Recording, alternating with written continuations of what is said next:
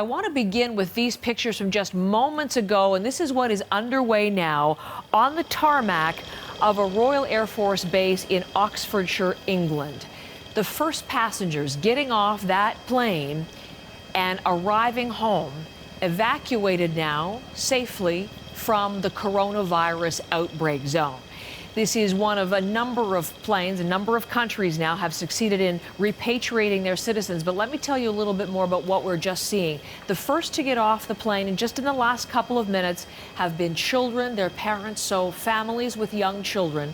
We know on board are 83 British citizens, 27 foreign nationals, including the Chinese spouses and partners who were given permission to fly. So keep a watch on these. These are the very first people coming off that plane.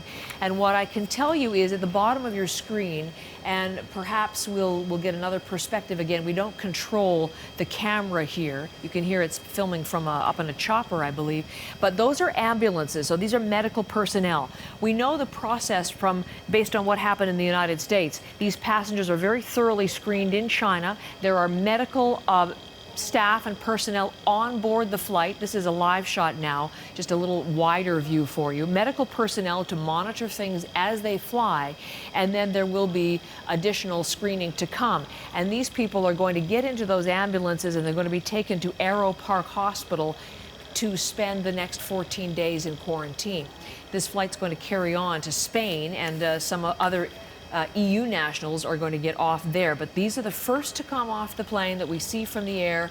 And again, getting into those ambulances, the British citizens, the foreign nationals, their Chinese spouses and partners, and their children.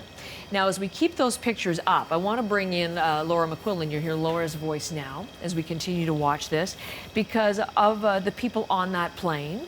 I mean, we're interested in all of the stories, obviously, but one in particular because it's one we've been bringing to our viewers for some time now. That's right. One family, dad is British, Tom Williams, and mum and their son Canadian. So Lauren Williams, she is from BC, and their young son James, they were all stuck in Wuhan. They had been hoping to get out together, and they've been putting pleas on social media in the past few days urging Canada or the UK to step up and help evacuate them. Lauren is 35 weeks pregnant. She was desperate to get out before she gives birth, just a few weeks away, and she did not want to have to do that in a city that is under lockdown. So Tom tweeting this morning that he is on that plane, and his tweet appearing to indicate that his family was with them. I'll read it to you, saying, "Extremely grateful to be on a plane back to the UK. Big thank you to everyone who prayed and shared our story. Excited to celebrate the birth of our next child in a few weeks' time in a safer situation." He says his heart still breaks for Wuhan. Please continue to pray. But indicating there that his wife Lauren, who is Canadian, will be giving birth to their child in a safer place.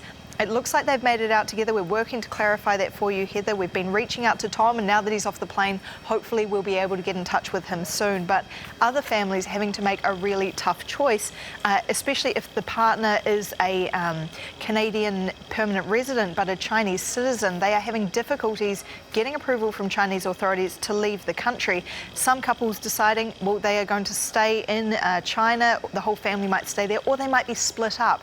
And those who have Canadian citizenship will leave, but the Canadian permanent residents who have Chinese citizenship might have to stay in Wuhan.